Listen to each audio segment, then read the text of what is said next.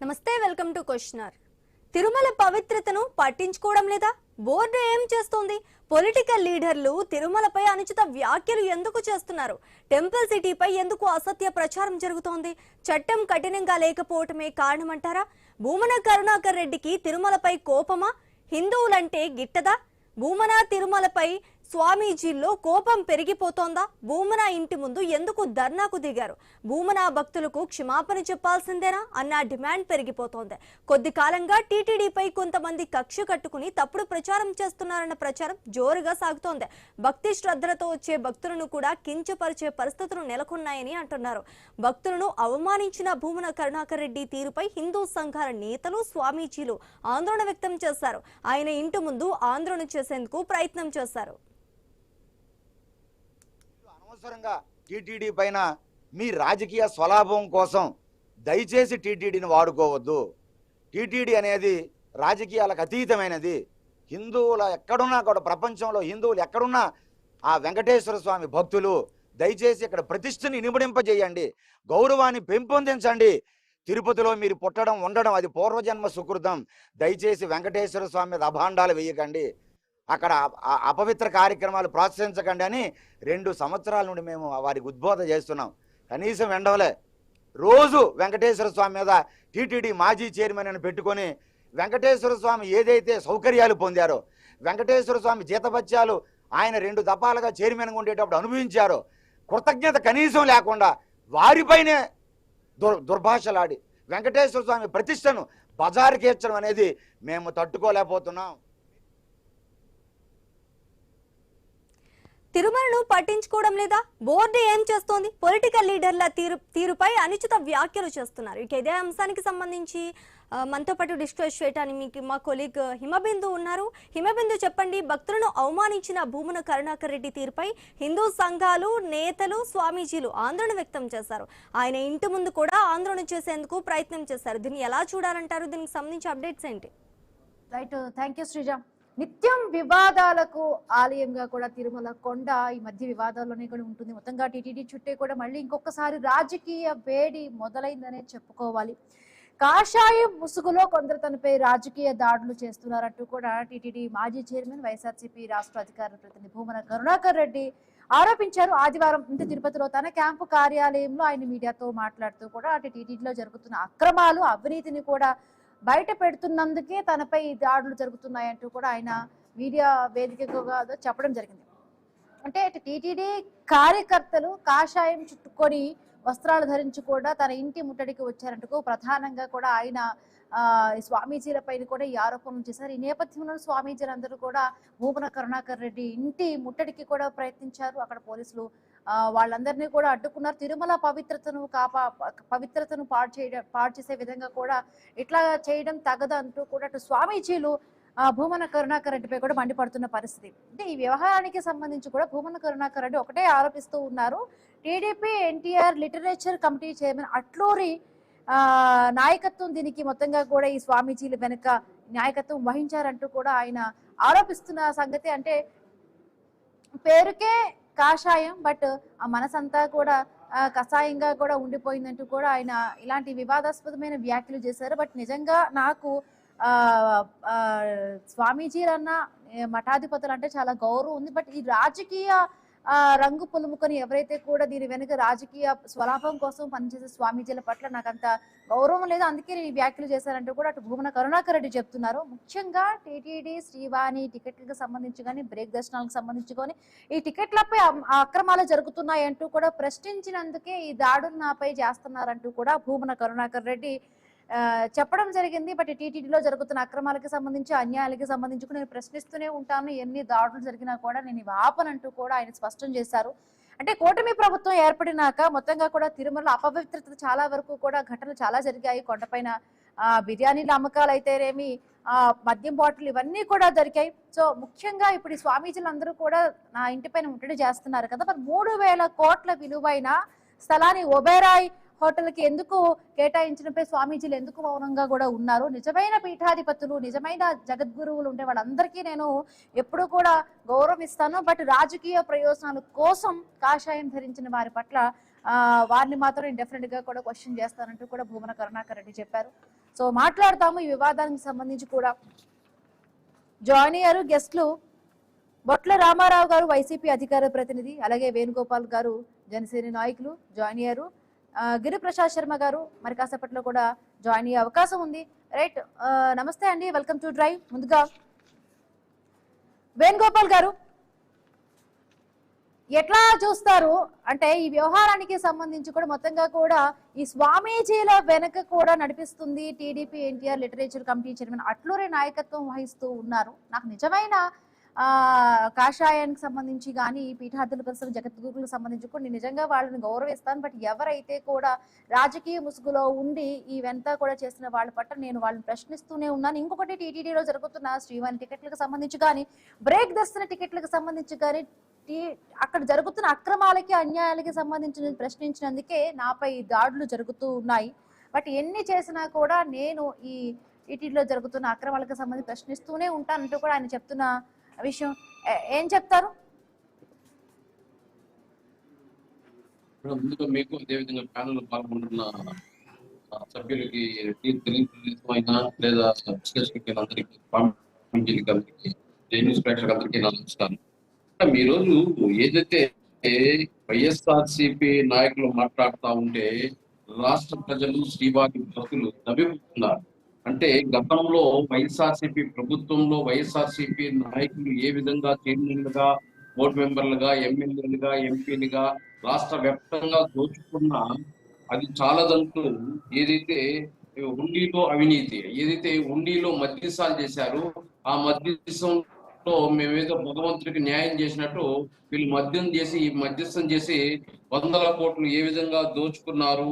అదే విధంగా దర్శనం టికెట్లు తిరుపతిలో ఏ ట్రావెల్స్ లో చూసినా దర్శనం టికెట్లు రాష్ట్ర వ్యాప్తంగా ఏదైతే బ్లాక్ లో టికెట్లు అమ్ముకోవడము, లీలో అవినీతి జరగడము, అదే విధంగా ఏదైతే సివిల్ వర్క్ లో 10-15% కమిషన్లు తీసుకోవడము, అదే విధంగా ఏదైతే వివిపిఐలకు గ్రీన్ కార్పెట్ వేయడము, అదే విధంగా ఈరోజు ఏదైతే వీళ్ళు మాట్లాడుతున్నారో ఈరోజు హిందూ మతాన్ని వీళ్ళేదో ఉద్ధరించినట్టుగా భగవంతుని ఏదో ఉద్ధరించినట్టుగా మాట్లాడుతున్నారు. వీళ్ళు ప్రతిరోజు హిందూ మతాన్ని విమర్శించడము, హిందూ సంస్కృతిని విమర్శించడము, హిందూ సాంప్రదాయాలను విమర్శించడము, సనాతన ధర్మాన్ని ఏదైతే చులకనగా మాట్లాడటము, సోషల్ మీడియా ట్రోల్ చేయడము, ఇవన్నీ చూసే రాష్ట్ర దేవుడు శ్రీవారి భక్తులు ఏ విధంగా నవ్విపోతున్నారంటే వీళ్ళు నీతులు మాట్లాడుతున్నారని ఆశ్చర్యం కాదు మేడం. ఈ రోజు 5,456 కోట్లు బడ్జెట్ టీటీడీ. ఈరోజు దాదాపు ఏదైతే 85,705 కోట్లు ప్రాపర్టీస్ ఉన్నాయి, 7,123 ఎకరాలు. అదే విధంగా 11,329 కేజీల గోల్డ్ ఉంది. అదే విధంగా 18,817 రూపాయల క్యాష్ కోట్లు డిపాజిట్లు ఉన్నాయి. అంటే దానికి 1,600 కోట్లు కూడా ఇంట్రెస్ట్ వస్తున్నాయి. ఇంత పెద్ద ఎత్తున ధార్మిక సంస్థను తిరుమల తిరుపతి దేవస్థానము ఏదైతే ఇప్పుడున్న కమిటీ సభ్యులు ఏ విధంగా అన్ని పారదర్శకంగా చెబుతూ ప్రతి విషయాన్ని ఏదైతే టెండర్లు కానీ మంచి కానీ ఏది కానీ ఏదైతే నెయ్యిలో కూడా ఏదైతే ఇప్పుడు వసూలు కొంటున్నారో దాన్ని కూడా ఏదైతే ప్రభుత్వ సంస్థలు అక్కడ ఆఫీసులు పెట్టి ఒక ఉద్యోగస్తులు చెక్ చేసి పారదర్శకంగా పరిపాలన చేస్తుంటే ఈరోజు టీటీడీ ప్రతి ఒక్కటి పారదర్శకంగా ముందుకుంటుంటే ఈరోజు ఏ విధంగా వైఎస్ఆర్సీపీ నాయకులు విమర్శిస్తున్నారో ఆశ్చర్యం కాదు. వీళ్ళు గతంలో చేసినవన్నీ మర్చిపోయారు అనుకుంటున్నారా? లేదు మేమేదో ఉత్తాద ప్రతిబద్ధలు అని చెప్పేసి ఈరోజు శ్రీవారి భక్తులకి రాష్ట్ర ప్రజలకు ఏదో మసిపూసి మారాడికాయ చేసి చూపిస్తామని అనుకుంటున్నారా? రాష్ట్ర ప్రజలకు అందరికీ తెలుసు వీళ్ళు దుర్మార్గాలు, వీళ్ళు అన్నిట్లో అవినీతి, రాష్ట్ర వ్యాప్తంగా మద్యం, మైన్స్, ఇసుక, మట్టి ఏది చూసినా అవినీతి, భూ దందాలు, భూ కబ్జాలు. ఎందుకు మనకు 151 సీట్ల నుంచి 11 సీట్లకు వచ్చిందని ఇంకా వీళ్ళు సిగ్గు లేకుండా ఇంకా విమర్శిస్తున్నారంటే రాష్ట్ర ప్రజలు శ్రీవారి భక్తులు నవ్విపోతున్నారు.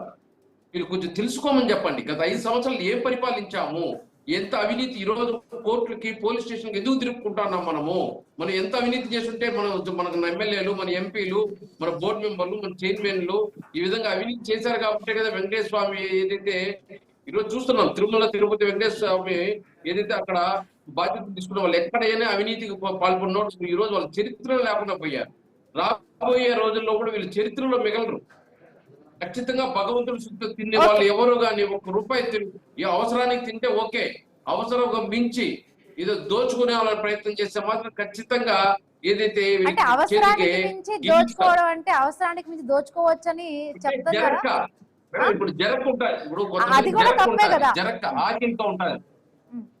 పేదవాడు మేడం, పేదవాడు ఆకిలితో ఏదో రూపాయికి ₹1 చేస్తే కాపాడున్నాడు కానీ భగవంతుడు ఈ రోజు కోట్లు దోచుకున్న చైర్మన్లకంతా చేతికి గిన్నిచ్చి ఐపీలు పెట్టేస్తున్నారు.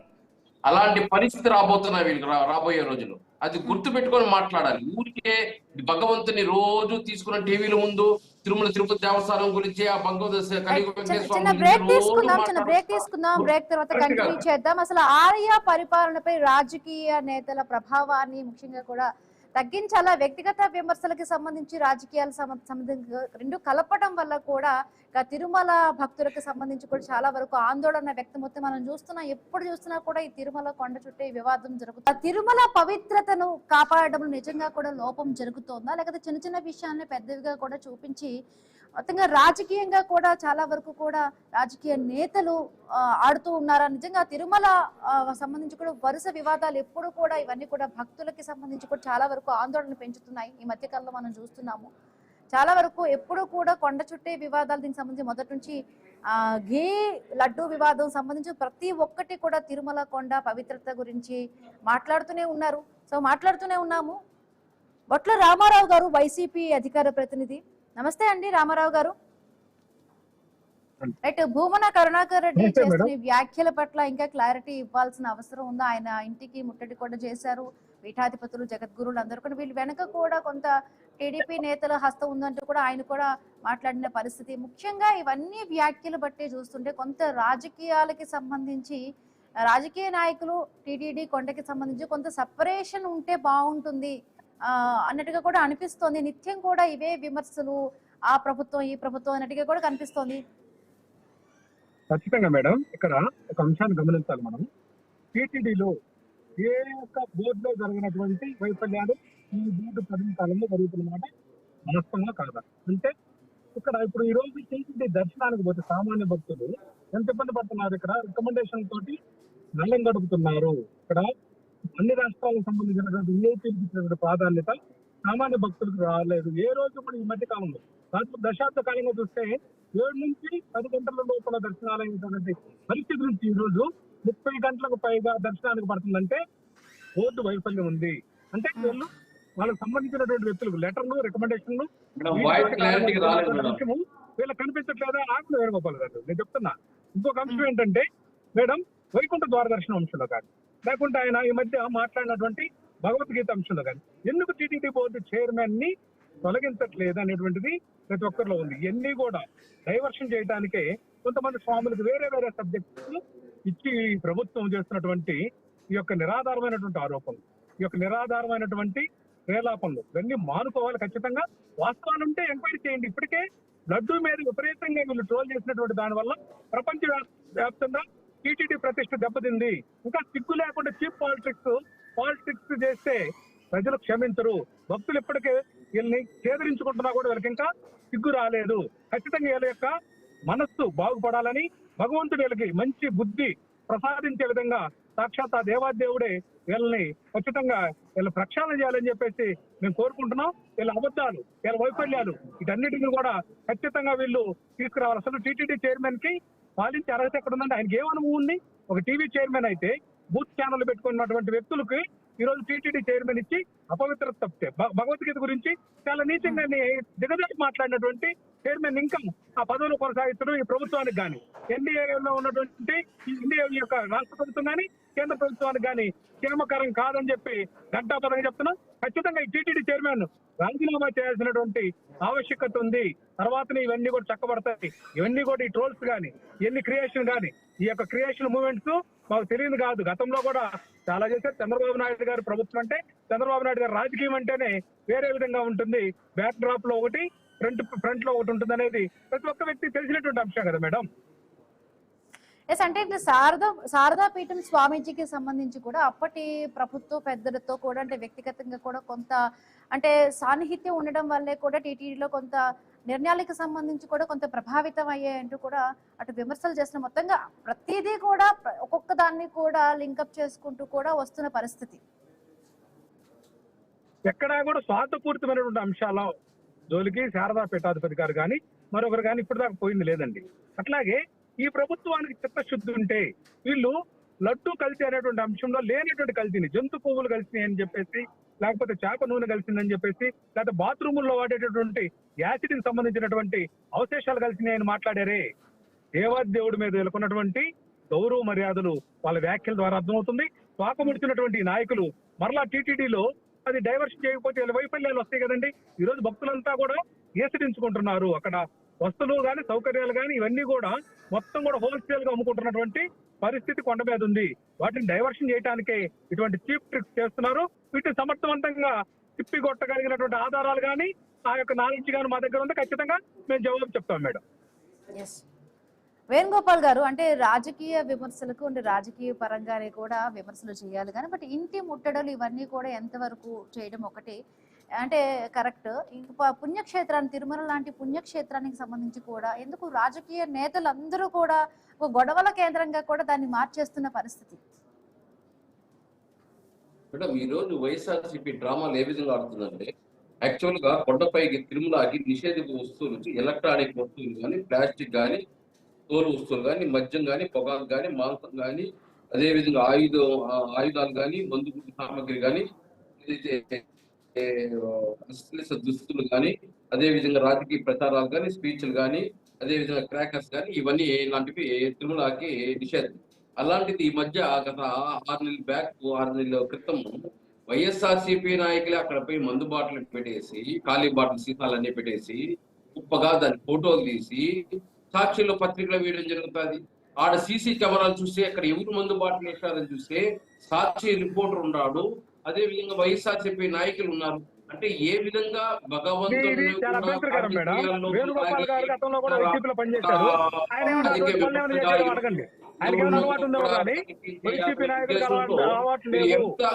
కేసు కూడా అయింది.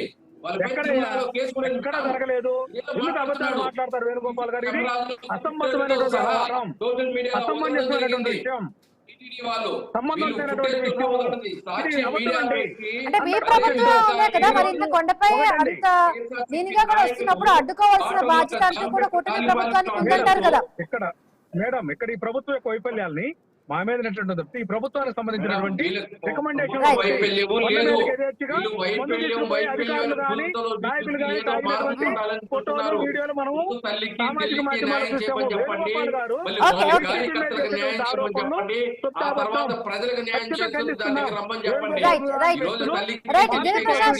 మళ్ళీ వస్తా మీ దగ్గరికి. రామారావు గారు, వేణుగోపాలరావు గారు, ఒక నిమిషం మళ్ళీ వస్తా మీ దగ్గరికి. గిరిప్రసాద్ శర్మ గారు అర్చక సంఘం అధ్యక్షులు జాయిన్ అయ్యారు ఫోన్ ఇన్ లో. నమస్తే అండి శర్మ గారు. చెప్పండి. నిత్యం వివాదాలకు నిలయంగా కూడా తిరుపతి దేవస్థానం నిలయంగా మారిపోయింది. ఎట్లా చూస్తారు? రాజకీయ నాయకులు కూడా పర్సనల్ అటాక్స్ ముఖ్యంగా కూడా ప్రజల్లో కూడా తిరుమలకు వెళ్లే భక్తులకు సంబంధించి కూడా చాలా వరకు ఆందోళన నెలకొన్న పరిస్థితి చూసాం. స్వామీజీలకు సంబంధించి కూడా భూమన కరుణాకర్ రెడ్డి చేసిన ఈ కామెంట్స్ కి సంబంధించి భూమన కరుణాకర్ రెడ్డి వాళ్ళ ఇంటికి అందరూ కూడా వెళ్ళి అక్కడ ప్రొటెస్ట్ చేస్తున్నారు. సో ఎట్లా చూస్తారు? ప్రొటెస్ట్ చేయాల్సిన అవసరం కూడా ఉంటుంది. రెండోది ఏంటంటే, ఈ తిరుమల తిరుపతి దేవస్థానం విషయంలో మాత్రం రాజకీయాలు చేయడం అనేది దాదాపుగా 2-3 దశాబ్దాలుగా నడుస్తూ ఉంటది. ఏ గవర్నమెంట్ ఉంటే వాళ్ళకి ఎగ్నెస్ట్ గా వీళ్ళు చేయడము, అసలు టీటీడీకి ఏమి సంబంధం ఉండదు. కానీ వీళ్ళు కావాలని అలా చేస్తే ఇలాంటి మాటలు మాట్లాడినప్పుడు ఖచ్చితంగా ప్రొటెక్ట్ చేస్తారమ్మా ఎవరైనా. ఇంకొకటి ఏంటంటే, అర్చకులు పురోహితులు వేరు, ఇక్కడ టీటీడీ పరిపాలనా విధానం వేరు. టీటీడీ జాలస్వామి గారు కూడా గతంలో పొలిటికల్ వాళ్లతో కలిసి మాట్లాడడం, వాళ్ళ కామెంట్లు చేయడం అనేటివి అక్కడ అనాదిగా ఇలాంటి తార్కాణాలకే అది దోహదపడతా ఉంది. కాబట్టి మేమేమంటున్నాం అంటే, దయచేసి ఎవరు కూడా టీటీడీ విషయాల్లో ఎవరు ఇన్వాల్వ్ కాకూడదు. మీరేమన్నా ఉంటే కింద తిరుపతిలో రాజకీయాలు చేసుకోండి, అంతేగాని తిరుమల పైకి రాకూడదని. అంటే ఆలయ పరిపాలనపై ముఖ్యంగా కూడా రాజకీయ నేతల యొక్క అంటే ప్రభావం తగ్గించాల్సిన అవసరం ఉందా? ఎందుకంటే చూస్తున్నాం గతం నుంచి కూడా ఎప్పుడు కూడా ఈ తిరుమల కొండ అపవిత్రత జరిగిపోయింది. లడ్డూ వివాదం కానీ ఘీకి సంబంధించి చాలా వరకు మనం చూసాము. టికెట్లకు సంబంధించి కూడా ప్రతిదీ కూడా అక్కడ ఇబ్బందులు కలిగినట్టుగా ప్రజల్లో కూడా కొంత అపోహలు కూడా క్రియేట్ అవుతుంది. ఎందుకంటే సోషల్ మీడియాలో కూడా చూస్తుంటాం మనం. ఈ సంబంధించి కూడా ప్రతిదీ ట్రోలింగ్స్ జరగడం కూడా సో ఆందోళనకరమైన సిచ్యువేషన్ అయితే కూడా అటు భక్తుల్లో కూడా కలుగుతుంది. రాజకీయ నేతల యొక్క ప్రభావం తగ్గించాలంటారా? తిరుమల తిరుపతి దేవస్థానం విషయంలో మాత్రం ఒకటి, ఏనాడు కూడా ఇప్పుడు దాదాపుగా మనం ఆఫ్టర్ ఇండిపెండెన్స్ ఈ 4 దశాబ్దాల్లో ఎప్పుడు కూడా రద్దీ అలాగే ఉంటది. భక్తుల్లో ఖచ్చితంగా భక్తి ఉంటది. తర్వాత వీళ్ళు చేసే పనులకు ఆందోళన కలిగేది నిజమే గాని, ఇప్పుడు టాస్క్ ఫోర్స్ డిపార్ట్మెంట్, అక్కడ ఉన్న పోలీస్ డిపార్ట్మెంట్ కానీ తిరుమలలో కూడా ఈ లడ్డూలు అమ్ముకోవడము, లేకుంటే ఏదైనా చేయడము, టికెట్లు అమ్ముకోవడం ఇవన్నీ కూడా చేస్తున్నారు. దానికి తోడు ఏంటంటే ఈ ప్రభుత్వాల పైన ఏదైతే మసిపూసేయాలనుకుంటారో వాళ్ళు ఈ రాజకీయ ప్రలోభాలకి లొంగి కూడా కొంతమంది చేస్తున్నారు. కాబట్టి అలాంటివి వచ్చినప్పుడు ఏంటంటే TTD it self take action. ఎందుకంటే దానికి ఎవరితో సంబంధం ఉండదు. ఇది రాజ్యాంగబద్ధంగా దానికి సంక్రమించిన వాళ్ళ యొక్క అధికారం. కాబట్టి ఇక్కడ అసలు మెయిన్ పాయింట్ ఏంటంటే తిరుమల విషయంలో ఎవరు పైన ఏది చేసేకి లేదు. ఎవరు వెళ్ళాలనుకున్నా పద్ధతిగానే పోవాల్సిందే. ఏదో రిజర్వేషన్లు అంటారు, ఆ టికెట్లు, రూములు అవి ఇవి అంటారు కానీ అక్కడ పోయి ఇవన్నీ చేయడానికి మాత్రం ఎవరికి రైట్ లేదు. అలా చేసే వాళ్ళకి ఇంకా తీవ్రమైన చట్టాలు పెంచాల్సిన అవసరం కూడా ఉంటుంది. థ్యాంక్ యూ సో మచ్ అండి ప్రసాద్ శర్మ గారు, వేణుగోపాల్ గారు, అదే బట్ల రామారావు గారు డ్రైవ్ లో పాల్గొన్నందుకు. సో మొత్తంగా కూడా టీటీడీ బోర్డు చైర్మన్ నియామకం అదేవిధంగా నిర్ణయాలు ఎప్పుడు కూడా వివాదాస్పదమే అవుతూ ఉన్నాయి. బోర్డు చైర్మన్ పదవికి సంబంధించి కూడా అంటే భక్తుల కంటే కూడా రాజకీయ నాయకులకు ఇచ్చే ఒక పొలిటికల్ గిఫ్ట్ గానే మారిపోయిందంటూ కూడా విమర్శలు వస్తున్నాయి. ఇది వాళ్ళ question hour. Keep watching iNews. మీతోనే మీ వెంట.